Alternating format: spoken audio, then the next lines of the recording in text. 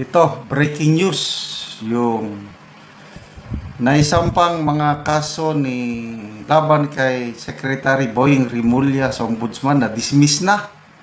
Nako, matutuloy na ata ang kanyang pagiging ombudsman. Kaya lang, pasalamat tayo kay Senator Amy. Mabilis ang kanyang aksyon. Nag-file kaagad siya ng motion for reconsideration. Ibig sabihin, hindi pa totally nawala ang kanyang kaso hanggat hindi ma-resolba ang motion for reconsideration. Ito po, ABS-CBN News 55 minutes ago. Senator Amy Marcos appeals dismissal of case filed against DOJ Secretary Jesus Crispin Rimulya before the Ombudsman. Ito ang pahayagatan ni Senator Amy to. Sabi, resolution of the Office of the Ombudsman dismissing the cases against Secretary Boying Rimulya et al. Yung 5 sila. Et al. Under the rules of the Office of Ombudsman, AO7 series of 1990, a motion for reconsideration may be filed within 5 days from notice of the decision. Sabi ni Senator Amy, I filed my motion for reconsideration within the day the decision was rendered. It was clearly filed on time. So I don't know kung kailan na resolution, today ba or kahapon. Therefore, sabi ni Senator Amy, Secretary Boying Rimulya still has a pending case before the Office of the Ombudsman. Any ombudsman clearance to the contrary is simply untruthful, and the people who will issue such clearance are complicit. So, ano ito? I'm not sure kung ano ang, basta ito, sigurado na na-dismiss yung mga kasong isinampan ni na Senator Amy laban kay magkapatid na Rimulya, 2 general, Marbel and Torre, and yung ambassador Lacanilao. Dismiss na. Kaya lang, ang hinahabol dito, yung clearance.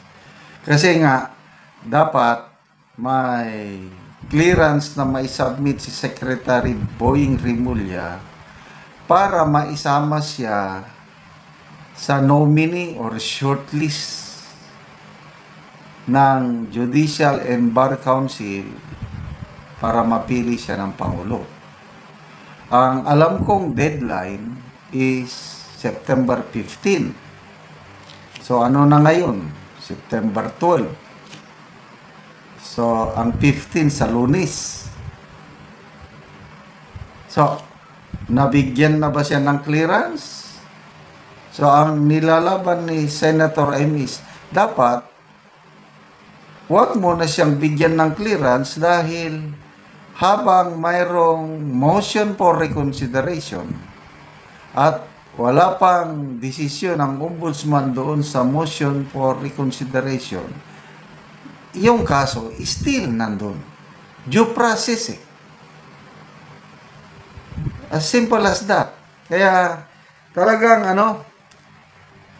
pinaglalaban nila na gawin nila lahat ang makakaya nila para mag-ombudsman si Secretary Boying Rimulya. At sabi nga ng Senator Amy, ito nata ang Plan C nila. Kasi ang Plan A, charter change, hindi nagtagumpay. Plan B, impeachment, hindi nagtagumpay. So, Plan C, ito, ombudsman. In case na hindi magtagumpay, may Plan D. Ano yung plan B? Yung charter change. Ipababa nila ang age requirement ng maging presidente, kandidato, from 40 to 35 kasi ang gusto nila, ang tanging, according to a survey, ang tanging may pag-asang manalo kay BP Sara sa 2028 ay si Mayor Vico Soto lang daw, according to survey. Disqualified si Mayor Vico Soto by 2028, 39 pa lang atang edad. Ay gusto nilang ipababa. Yun ang plan B. So magbasa tayo sa mga comments, ano? Eli Portillo, ayaw talaga tumigil. Bonget Canor, Boying sa 2028. Anissa Mangundaya, ayan na, they're paving the way for him. Viole Prasas, only few politicians are transparent, mostly are corrupt, selfish, and so on. Lynette Yangan, krong talaga. Julio Ricardo Briones, poor Philippines. Pelsi Chu, President, Kongreso, Senado, at pati ba naman Ombudsman, gusto nilang kunin. Yun nga ang kasi mulat sa poll, ang Ombudsman galing sa judiciary.